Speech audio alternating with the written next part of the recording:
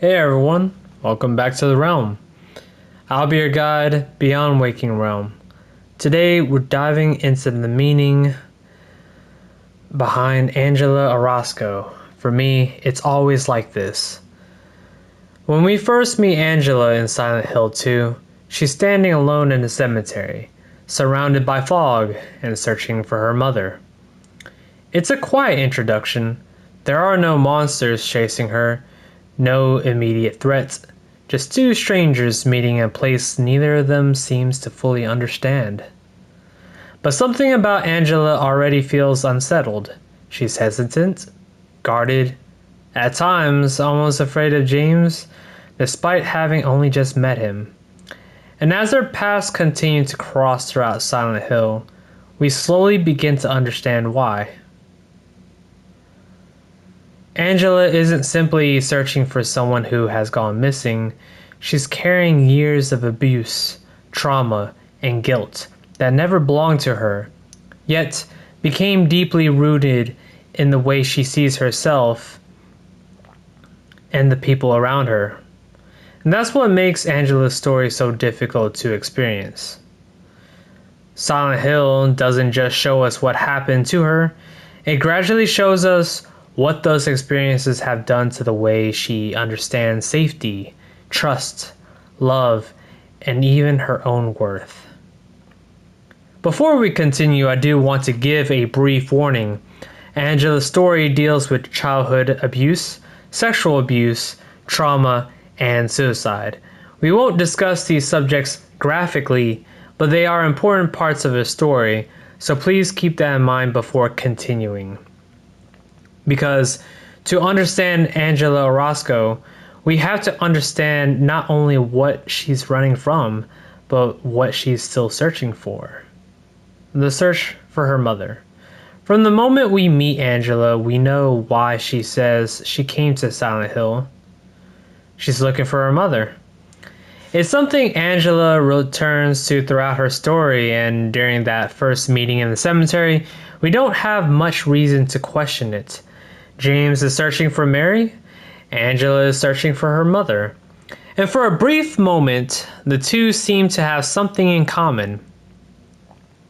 But Angela's relationship with her family is far more complicated than we initially understand.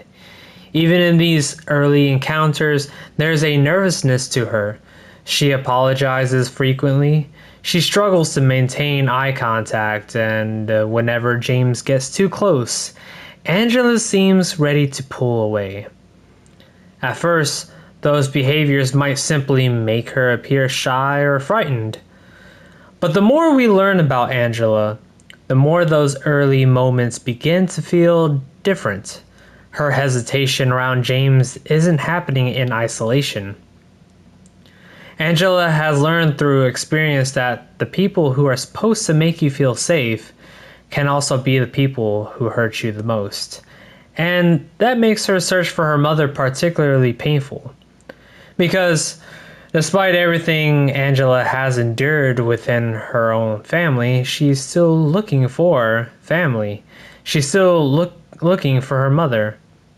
And as we eventually learn, the person Angela is searching for may never have represented the safety Angela desperately wanted her to be. The knife. The next time we encounter Angela, we begin to see just how much pain she's carrying with her. James finds her lying on the floor of an apartment room staring at a knife in her hand. And even before Angela says exactly what she's thinking, the implication of that moment is difficult to miss. When James reaches for the knife, Angela suddenly turns it toward him before immediately pulling back and apologizing. It's a brief moment, but it tells us something important about how quickly fear can shape her perception of another person.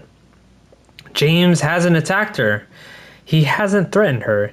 Yet, Angela reacts as though she needs to protect herself before anything can happen.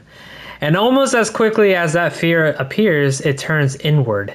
Angela doesn't speak about herself as someone who deserves help. She talks about her life with a sense of hopelessness, as though pain isn't something happening around her anymore. It's something she has come to expect.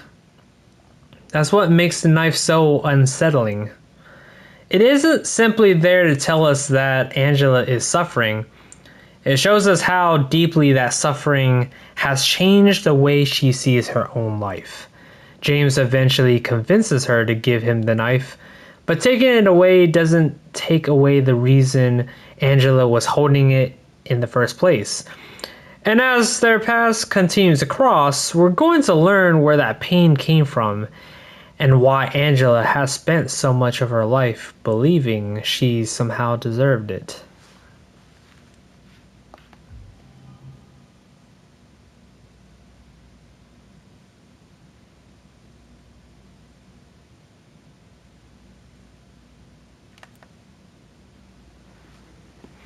Someone she cannot completely trust.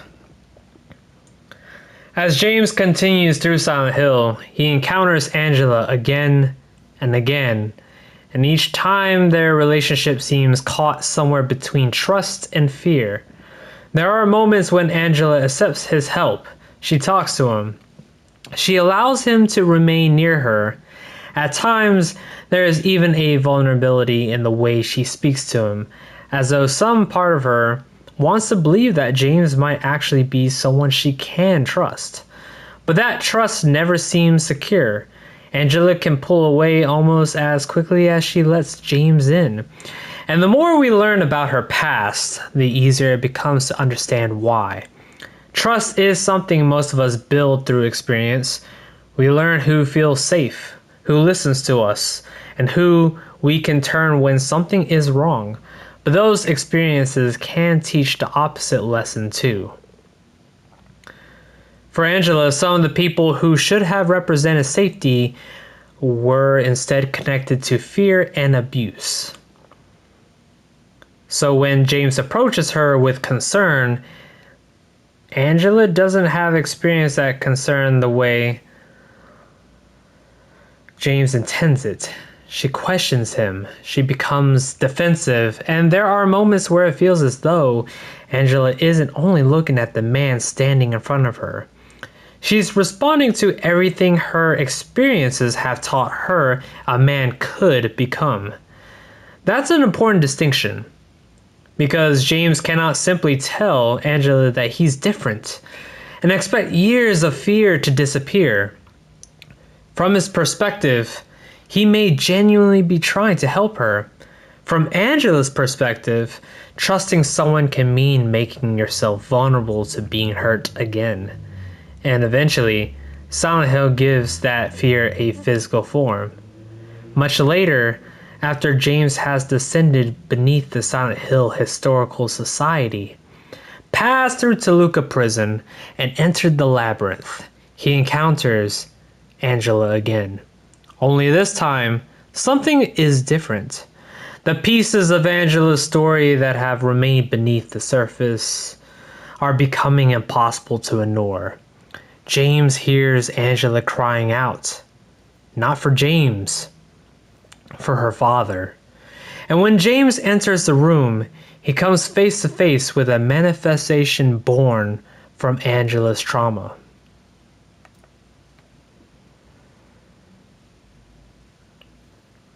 But even here, Silent Hill 2 leaves us with an important distinction. What we're looking at isn't necessarily what Angela sees.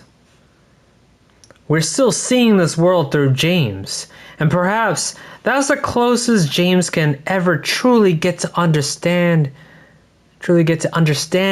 Angela's nightmare. He can enter it. He can witness pieces of it. He could even fight something born from it, but he can never experience it exactly as Angela does.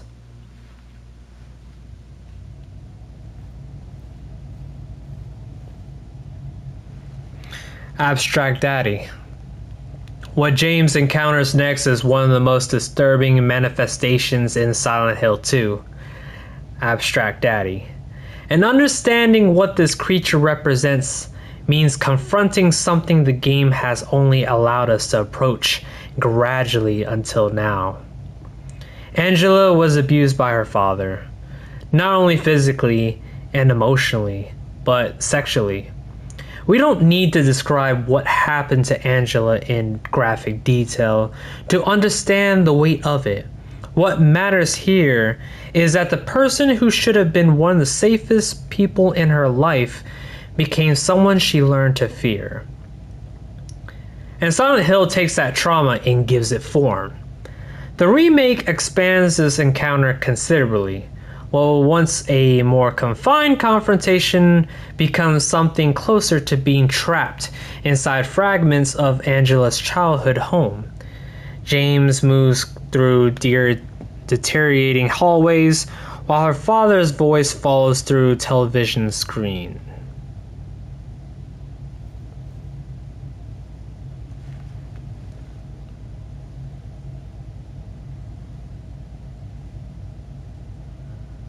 Repeating the kind of degrading language that Angela has carried with her long after the abuse itself. And that last part matters, because Angela escaped her father, but she didn't escape what he taught her to believe about herself. That's something we've already been seeing throughout the story. The apologies, the fear, the knife, the difficulty trusting James. And Angela's past isn't simply information we're learning about her, it's still influencing how she moves through the world. Eventually, James fights Abstract Daddy and brings the creature down. Angela attacks it afterward herself. There's anger there, years of it. But defeating Abstract Daddy doesn't suddenly free Angela from what happened to her. James can destroy the creature standing in front of them. He cannot destroy the memories that created it. And I think that's an important difference. Trauma doesn't disappear simply because the person responsible for it is gone. Nor does knowing that something wasn't your fault automatically make that belief disappear from inside you. Angela has spent years carrying shame and guilt that belonged to the person who hurt her. And when James tries to calm her afterward, we see once again just how difficult it is for Angela to separate his intentions from the experiences that came before him. She turns on James, his kindness becomes suspicious. His concern becomes something she questions. Because from Angela's perspective, why would a man be kind to her without eventually wanting something from her? That's the lesson her life has taught her.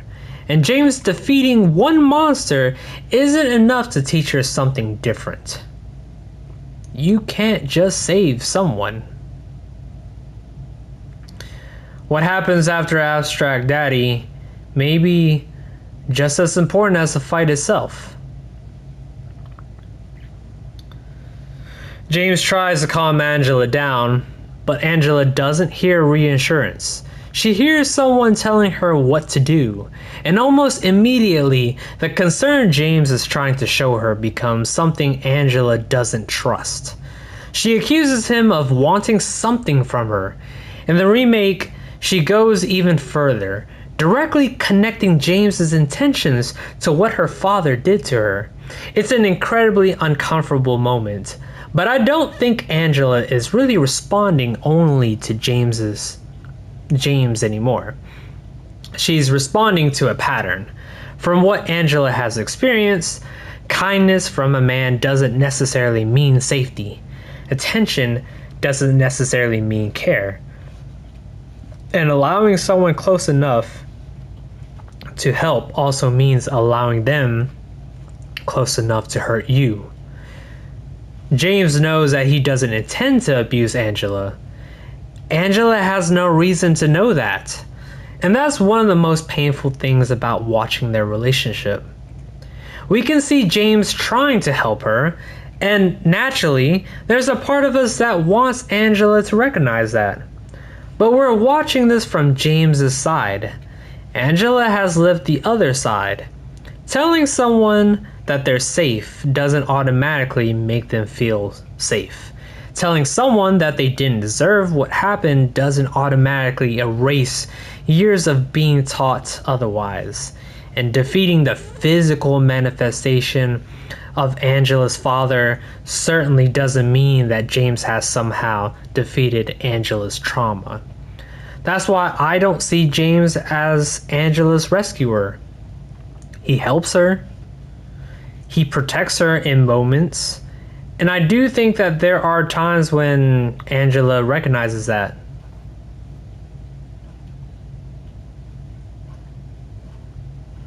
But helping someone and healing someone are two very different things. James cannot give Angela a few moments of kindness and somehow replace everything that came before him. More importantly, Angela never asked James to become the person who fixes her.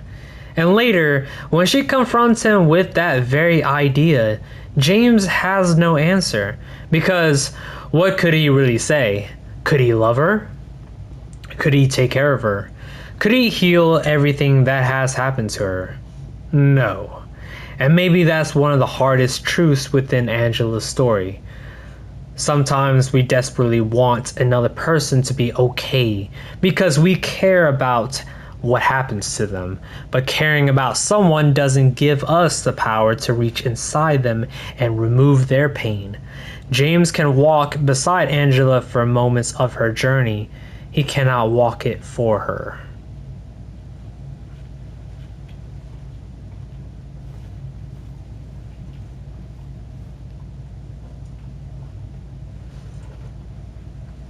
For me, it's always like this. The last time James sees Angela, he finds her standing on a staircase surrounded by fire. And for a moment, Angela doesn't see James, she sees her mother. She approaches him believing that she's finally found the person she's been searching for since the first time we met her in the cemetery. But when Angela touches James and realizes who she is actually looking at, that moment of hope disappears. And suddenly, her search for her mother takes on an entirely different meaning. Angela tells James that even her mother believed she deserved what happened to her. Think about what that means for Angela. Her father taught her that someone who was supposed to love her could hurt her, and her mother, the person Angela continued searching for throughout Silent Hill, apparently taught her that somehow she was the one who deserved it. So when James tells Angela that she's wrong, he's fighting against something much deeper than a single moment. Much deeper than a single thought. He's asking Angela to believe something about herself that the people closest to her never allowed her to believe. That she didn't deserve it. That she was worth protecting. That what happened to her was never hers to carry as guilt. But Angela can't accept that from him. Instead, she turns James' desire to help back on him. Can he really save her? Can he love her? Take care of her? Heal everything she's carrying? James says nothing, and I don't think his silence means that he doesn't care. I think James finally has no answer, because Angela is asking him for something he cannot honestly promise. He cannot undo her childhood, he cannot replace her family, and he cannot simply love years of trauma out of another person. Angela then asks James to return the knife. He refuses. And once again, James cannot prevent Angela from having the object she intended to use against herself.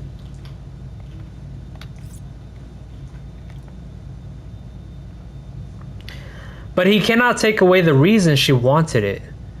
Angela turns and begins walking up the staircase. That's when James notices the heat. The room is burning around them, and for James, this is something unusual, something horrifying enough that he has to acknowledge it.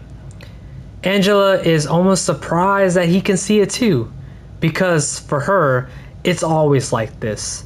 And suddenly, something we've been seeing throughout Angela's story, becomes painfully clear. James has been allowed glimpses into her nightmare. He encounters something born from her trauma with Abstract Daddy. Now, standing in this burning staircase, he's seeing another piece of the world Angela has been walking through. But James experiences the fire as something he has entered. Angela experiences it as something that never left. That's what makes this final image of her so devastating to me. Angela isn't walking into hell. From her perspective, she's been walking through it the entire time. Closing reflection. And that's the last time we see Angela Orosco. We don't know exactly what waits her at the top of those stairs, and I don't think we need to pretend that we do. What Angela leaves behind is something much more difficult to sit with. When we first met her in the cemetery, she was searching for her mother. By the time we say goodbye, we understand that Angela wasn't simply searching for a person. She was searching for something she has been denied for most of her life. Safety. Love. Someone who could look at her and tell her that none of what happened was something she deserved. James tried. But sometimes hearing those words and being able to believe them are two very different things. And maybe that's why Angela's story has stayed with so many people.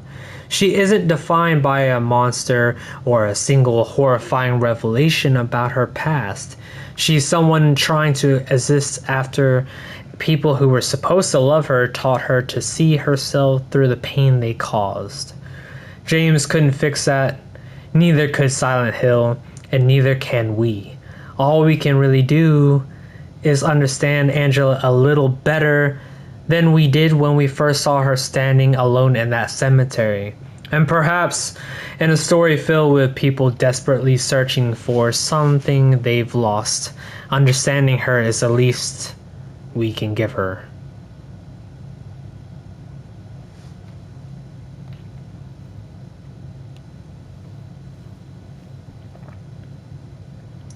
Thank you so much for watching. If this story resonated with you, and if you've been enjoying these narrative dives, I set up a small Ko-fi page connected to Beyond Waking Realm. There's absolutely no pressure. It's simply there for anyone who'd like to help support what I'm continuing to build here. I'd also love to hear your thoughts. What part of Angela Orosco's story stayed with you the most? And how did you interpret her final moments in Silent Hill? Let me know in the comments below. Thank you for spending this time with me. Until our next story, more stories await.